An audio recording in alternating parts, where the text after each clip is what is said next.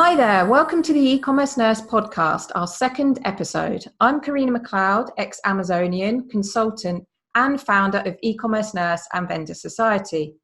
Today we're going to be talking about customer reviews and are Amazon seller accounts at risk if they solicit customer reviews. We have a special guest, Liz Fickenscher from eComEngine, who provide powerful automation software for Amazon sellers. And they have software programs which you're probably familiar with, and those include FeedbackFive, Restock Pro, Market Scout, and Smart Price. Liz is the industry liaison for eComEngine. She is passionate about helping sellers succeed in e-commerce, and in her spare time, she is a freelance writer, an avid collector of antique typewriters, any types of books, and monkey lamps. So welcome, Liz. Thanks for coming on our show today. It's great to have you. Thanks for having me. I'm really excited about this topic, especially it's very much a hot topic at the moment. And I know a lot of people out there, a lot of sellers out there are sometimes nervous when it comes to soliciting reviews. So customer reviews, we all read them and definitely know how much they can influence that buying decision. All brands want those on their products, but the days of where you were able to incentivize those customers to write reviews have gone, and it's starting to get really tough to generate those customer reviews the Amazon way. So the question really for today is, how can brands solicit customer reviews without risking their selling privileges on Amazon?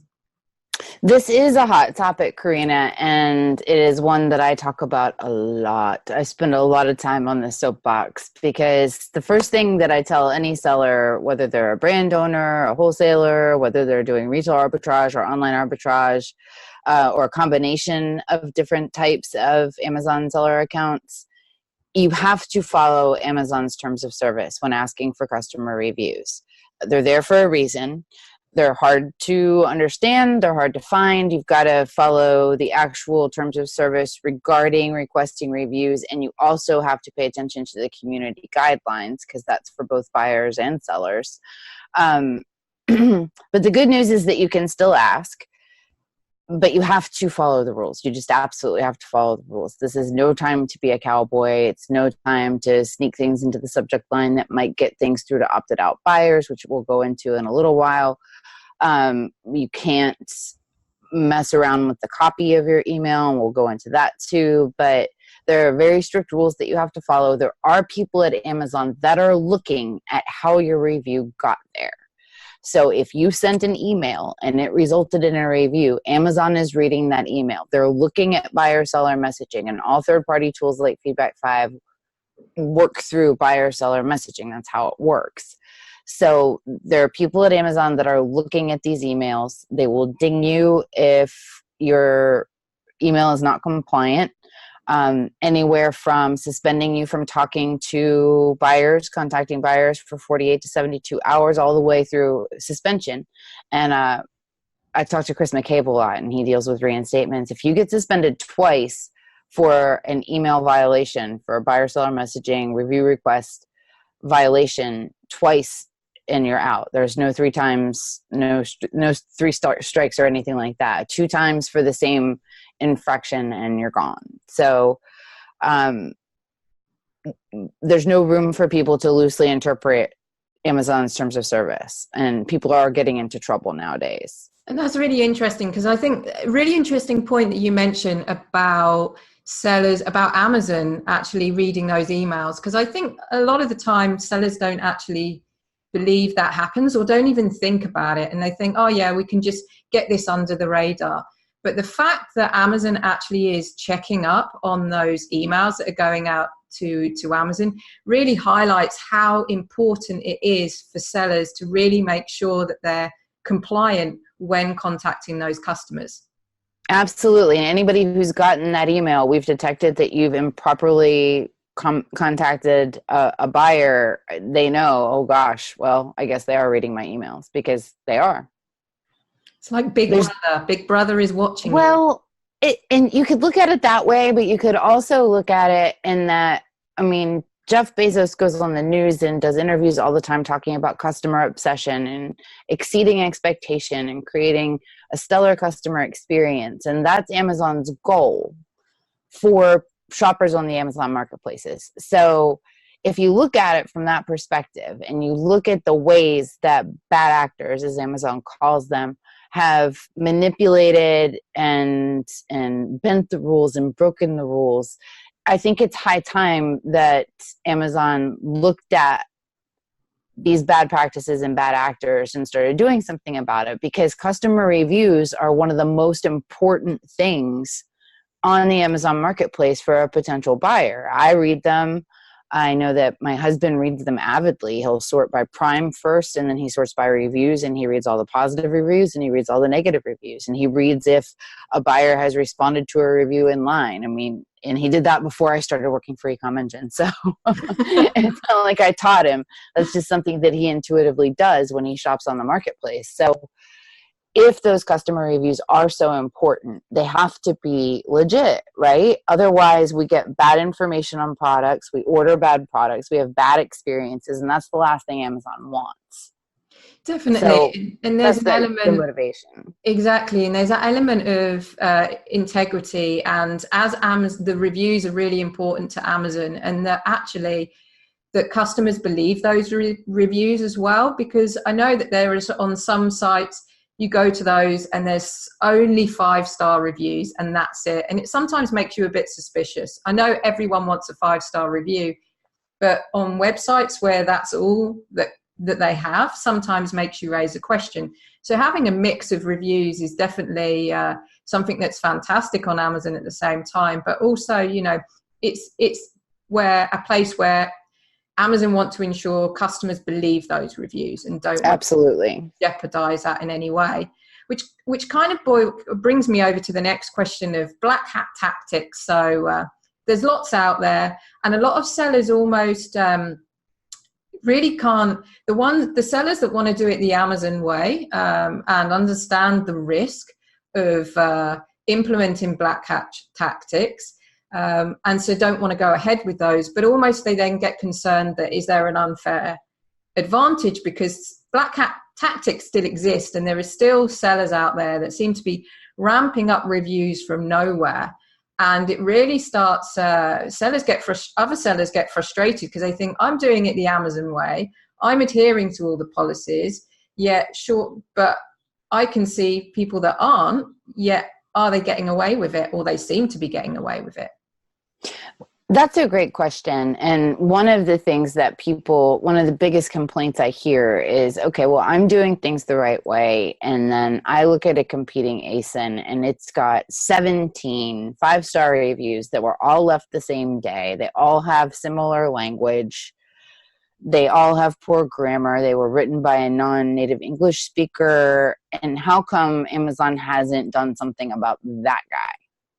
And that's a really great question. Amazon is looking, they are enforcing, they're still learning, and they haven't caught them yet. If you've got pretty substantial proof that somebody's breaking the rules, Amazon encourages you to report bad actors, both sellers and buyers. I would be careful about downvoting those flagrantly fake reviews, because there's a upvote, downvote black hat tactic too, and you could accidentally get dinged for that. So that's what I'm seeing in the problem. So there is, in terms of what's rampant in the marketplace, there are tons of black hat tactics that are rampant in the marketplace right now, from TOS violations to that are from individual sellers that are just doing it.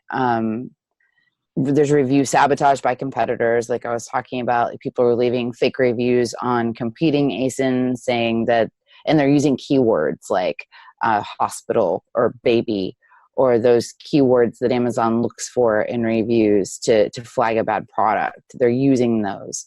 And people are getting their ASIN suspended and not knowing why. And then they look at the reviews and somebody's left this completely inappropriate review, but it doesn't violate terms of service. So they open a case and Amazon says, well, that review doesn't violate our terms of service in terms of it doesn't have bad language and it isn't abusive or anything like that. And you have to really get somebody to dig in and look at it and realize, well, that doesn't apply to my product at all, or that's clearly come from a competitor. It shipped to their warehouse. We had a situation where that happened with somebody. Like, they clearly, this was fake. This was a competitor sabotage situation.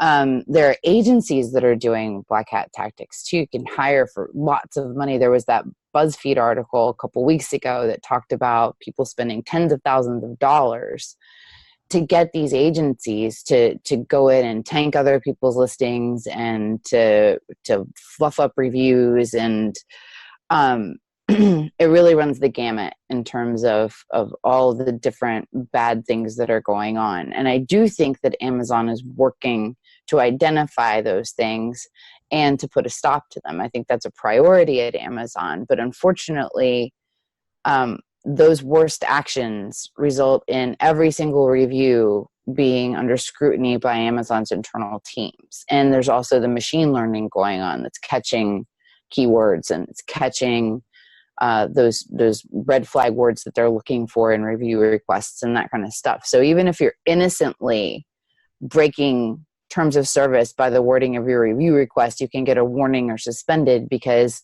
they're lumping you, innocent seller who just didn't understand TOS well enough, in with all the black hat bad actor people that are out there wreaking havoc on the Amazon marketplace. So the serious black hat bad actors are making it so everyone is suspected of bad behavior, unfortunately, right now. And so so there's some sellers that are familiar with the terms of service, and let's say they launch a new product and all of a sudden they get a huge amount of reviews come onto Amazon. And some of them can be verified, some might not be. Some customers do get excited and like to write reviews on Amazon, even if they didn't purchase a product on Amazon, and there's no way of controlling that. But some sellers that do that, it almost comes to a point where Amazon suspect that there is some kind of black hat tactic going on in the background, and actually they're completely innocent, and they do find that they lose some reviews as a result. Have you found that happen with many sellers that you work with? I have heard of that happening, especially with non-verified purchase reviews. So someone will do a launch on social media and they'll mention on Facebook, don't forget to leave us a review on Amazon. And they end up having kind of a viral product that is super successful, and they get a lot of unverified purchase reviews, and that people bought that item either through a social media marketplace, or they bought it from the Shopify store, or they bought it somewhere else. But they go on Amazon and leave the review because they're being nice. But I think that what I've heard is that if you get up to 5 unverified purchase reviews before you get a verified purchase review, then your unverified reviews are going to go away. And I've also seen people get 2 positive verified reviews in the same day. And if they're from the same town or from the same physical location, or they share an IP address, they'll both get taken down because that will be assumed to be a violation of terms of service. So it's not perfect yet. Yeah, that's pretty. Yeah, there's definitely watching in many different ways, and I guess then there's a question of whether businesses, from a solicitation point of view, actually whether it's almost, is there an element of risk of doing any of that sort of activity via social media channels where there could be, or that could result in an influx of unverified reviews? It could, and I do caution people about soliciting Amazon reviews on other channels. Yeah. I do think that basing your solicitations on your actual orders on the marketplace is probably your best bet to stay out of trouble. I'm also seeing people do deep discount codes with, but distributing them via social, and then they're soliciting reviews from those people who got 80% off or 75% off. And that's an unverified review if it's more than 20% off, obviously, but it's also being interpreted as incentivization, an incentivized review. So because you gave this steep discount and then you said, hey, leave a review, and you're happy because you got it for 80% off. And it's all about intention, so, and it's about looking at your practices like you think Amazon might look at your practices. And what I tell people is to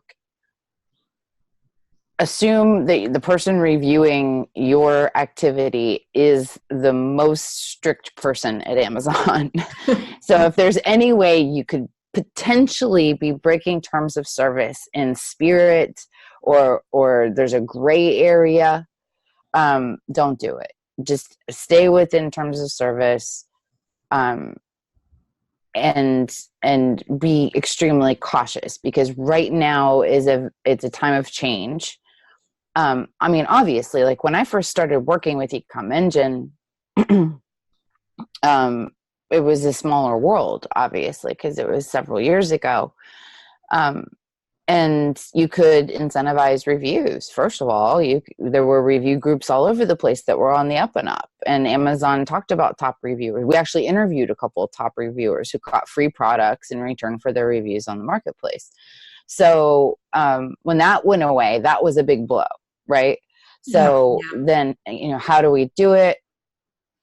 And what I say is send one extremely well worded email based on an order, asking that person who ordered to leave you a review, and make your email copy as absolutely, make it engaging, of course, but make it as safe as humanly possible. But I do think it's important to still ask for reviews, because it's harder to get them. And one of the key ways to get more is to ask for them, and it's still within terms of service to do that, so there's no reason not to. And that's I'm glad you mentioned that, because that's often a question that we get asked by sellers is whether or not they're allowed to, and whether that goes against terms of service. Because I think there's lots of confusion out there that businesses get their accounts suspended for soliciting reviews, but then they're not really necessarily going into the depth as to why. And there could be a point, as you've mentioned, that the email that they were sending out, where they were soliciting a review, wasn't actually within the terms of service, and they've asked not necessarily in the correct way. So I guess, what is the best way in terms of, they can ask for a review, but how do they ask for that to make sure that they're not going to risk their account being suspended? Well, first of all, find the terms of service about reviews and the terms of service about community guidelines, and bookmark those pages. Because they're not real easy to find, and they do change from time to time. Amazon will revise the wording a little bit, and that's important to look at. And if you have questions about the changes to the wording, call us, because we've looked at it too, and we've had lots of discussions about what it could possibly mean. So rule number one, follow TOS, the absolute letter, as the letter exists that day. Check TOS often to make sure TOS hasn't changed. Work with someone who knows what they're doing to ensure, get a second pair of eyes on your email to make sure that you haven't inadvertently broken a rule. Amazon doesn't care if you didn't understand terms of service. When you sign up for a Seller Central account, you're in charge of knowing the rules. In your plan of action for reinstatement, you can't say, oh, I didn't understand, or I didn't read the rules, because that's not, so now I know the rules and I won't ever do it again. I'm sorry. That's not a satisfactory plan of action. It's your job to know the rules as a seller. So first of all, know the rules, follow the rules. We find concise, short emails are better. Don't do if-then statements, like, if you had a good experience, please leave us a review. But if you have any problems or complaints, make sure you reply to this email. That is interpreted by Amazon as breaking the rule of don't ask for reviews from people you know are happy, which is only a bummer. Ask the happy ones. Right. So you don't want to only ask the happy ones, because that's against the rules. And when you do that kind of if-then statement, what we're seeing Not necessarily with our users because we had people not do that, but I talked to Chris McCabe a lot, and he has lots of people emailing him every day saying, help, help, help, I've been suspended. And that's one of the things that people are getting warnings on, is that if then statement. That's pretty much a big no-no. And the funny thing about it is that it ties into that rule. Don't solicit reviews from people who have only the people who have had a good experience. Who knew that an if then statement like that could be interpreted as breaking that rule? But we've learned that it is. So you have to think about the intention of the rule and whether or not the intention of the thing that you're doing violates the intention of that rule, if that makes any sense. Yeah, completely. A lot of times we've actually seen, and I know personally when I shop on Amazon, I even get inserts that's like a happy face of, we had a good experience, write a review, and then the sad face of. Well, and they're looking at that too. I don't know how they're doing it, if they're doing it with X-ray machines or they've got some sort of psychic on staff or something, but they're looking at product inserts, and people are getting dinged for product inserts that break that review request terms of service. They know. I don't know how they know, but they know. Same way they know when I talk about something to advertise something to me on Facebook. They just know. I don't know how they know. Yeah. But back to do's and don'ts. Absolutely create a fantastic subject line.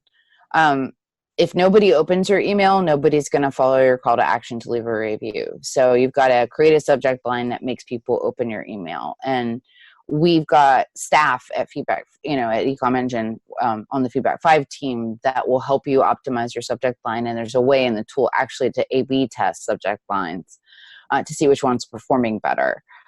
You want your open rate to be as high as possible. I mean, they say that you're lucky to get 1 review per 100 reviews. I mean, per 100 orders.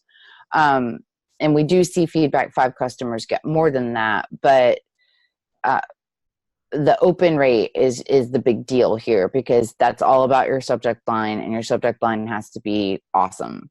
And we've got people that can help you with that. And I think we just published an article, or we're about to publish an article about that too. As far as what you can't do, don't break the rules. That means don't offer free items, discounts, or anything in exchange for a review. Don't ask friends or family to leave reviews on your ASINs. I've seen people do that, and they thought, well, it doesn't matter, but Amazon knows they're your family somehow. Again, that psychic on staff, or really just checking IP addresses, or they're looking at your Facebook relationships. Who knows? Don't leave reviews on your own ASINs, obviously. Don't ask for positive reviews. Don't try to sway the buyer in any way in your review request. That means saying we're a small business and your reviews are crucial to our success. Our babies are going to starve if you don't leave us a review. That's manipulation, and Amazon flags that as inappropriate contact. Don't link to anything. I see people doing this all the time. They do it in a beautiful way. They link to their storefront, or they say, here, check out our other items. No, don't put links to anything in your email. And don't game the system to try to get to opted out buyers. Amazon introduced the opt-out where buyers can opt out of all emails other than order specific, order critical emails. That's actually a good thing, because you're not sending emails to somebody who doesn't want to get an email, and they're not going to leave you a spite feedback or a spite review because they're mad they got an email. I actually was just talking to a customer today, and he asked, after the opt-out, did you see a decline in open rate? And I said, no, actually we saw an increase, because the only people who are getting emails are the people who want to get the emails. There was, at the beginning, a way that you would put important in brackets, and that indicated to buyer seller messaging that was an order critical email, and it was okay to send to the buyer, and that would get through the system. People, of course, started abusing that. So we actually shut that off in FeedbackFive. You can't put important in brackets in a FeedbackFive subject line, because we're saving you from yourselves. Yeah, definitely. But but we still see people trying to game the system that way. And you might not get caught today, you might not get caught tomorrow, but you will get caught for that. And it's just not worth it. And why do you want to send an email to somebody who doesn't want to get it? Yeah, and that's an interesting one, because I was actually going to ask that question about whether it becomes harder for sellers to contact buyers now with the opt-out. But actually, it's a really interesting point that you've raised. It's more about quality versus quantity here. And actually, what's the point in sending emails to people that don't actually want them anyway? You want to be sending emails to those people that are actually likely to write a review on your product. So that's a really interesting point. And I think just overall, the points that you've made are quite interesting, as in, well, there's a question there. If you're questioning whether your content or your email is okay or not, then there's a possibility it might not be okay if you're not that sure. But I also like the point that you raised, as in get somebody to check it, whether it's somebody internally or somebody at FeedbackFive, just having that second pair of eyes, because sometimes we interpret things differently or see things differently. So that's a really awesome point. But I also love the point that you mentioned about in the don'ts, as in that the element of manipulation and this whole if, because I know when we speak to a number of sellers, they don't actually see that as going against Amazon's terms of service. They're just like, well, we are a small business, but it is Right. a bit on the heartstrings, and if you had a good experience, write a review. And so actually you can really see that it's a lot more complex in terms of writing that review and really writing that solicitation email and really ensuring that you're not sort of playing and you've got no, I guess, ulterior motive when it comes to writing that email. Right. And if you think this will show them that I really need the review, then you probably shouldn't put it in the email. It's okay to put some of your brand personality. I encourage that. Amazon is more and more, the Seller Central is becoming a place for brands. It's harder for other types of sellers to actually succeed unless you've got really, really solid wholesale accounts, or you've got some sort of angle, or you love the hunt of arbitrage and you're just killing it. It's not a get rich quick scheme. And I'm seeing more and more brands approach the marketplace, and Amazon's got a lot in place for brands who are selling on the marketplace. They're encouraging that type of seller. So communicating your brand through your solicitation email is just part of your brand strategy. You don't ever want to create anything when you have a brand that's not on brand. And even if you're not a private label seller or an established brand with a storefront or whatever, you have a personal brand. And I encourage you to communicate that brand in your email, but don't do it in a manipulative way. And don't, we're a struggling business. I saw somebody at a solicitation that said, we're facing more and more opposition from Chinese sellers, so it's important that you leave us reviews. I'm like, no, don't. Just TMI. That's too much information to tell your buyer. You want to ask them to leave a review. You want to say you hope they had a great experience. You want to provide some value in the email. FeedbackFive lets you put a GIF or an image in the email, and that's pretty cool. I have a customer who was concerned that his unboxing would damage the item inside, and instead of trying to work out a video on his product page or trying to attach a manual that explains that people won't read. I mean, you can attach a manual to an email, but he just made a quick little GIF of how to open it, and he put that in the email. And fantastic. That was brilliant. I was like, can I tell everybody to do that? And he was like, sure, that's fine with me. But I mean, that's a really great use of that email, in addition to asking a review, to provide some value and to create something that's on brand, because you're showing your product in a really interesting way. So I encourage you to be creative. I'm not saying write the most boring email ever, but just be careful about your intention and how Amazon might interpret that email. Yeah. No, that's really really useful information there in terms of creating that solicitation email. One question I do have actually on the gift side, and I love that, and I love the part where you sort of be creative. You can play around with that. can sellers add PDFs at all to these emails? Absolutely. Yeah, you can do that. In FeedbackFive, you just upload it and it's actually stored on Amazon's side. So it's legit and you can attach a PDF. The PDF has to be TOS compliant too. You can't sneak in that PDF. Hey, if you had a good experience, leave us a review or our babies are going to starve. You know, I mean, like you can't sneak that in there. But if it's a product guide or if it's unboxing instructions, if you sell an item and like say you sell like a supplement and you want to talk about and it's a turmeric supplement and you want to talk about the health benefits of turmeric, you could attach an email rather than creating 7 bullet points in a really long email. Attach that as an item of value and you're good to go with that. That's a great idea. And it's providing something to the customer that they didn't have before you contacted them. So that usually makes people happy. But yeah, you can do that in FeedbackFive. Okay, great to know. So there is, as long as your intent is not to manipulate the system, and of course it's how Amazon interpret it as well.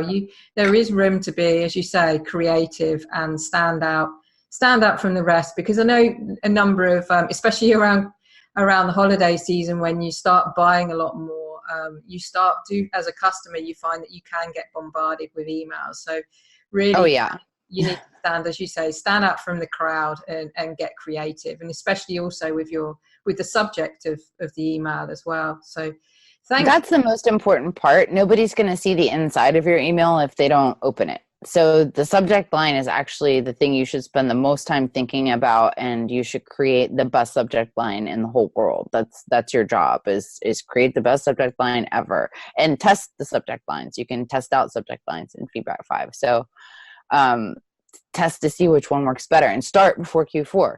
And we've got people on staff that can help with that. If you know your subject line rocks, then start testing out different copy changes to see which one of those is converting better into, like, all of a sudden you're seeing an uptick in product reviews because you've changed your wording a little bit.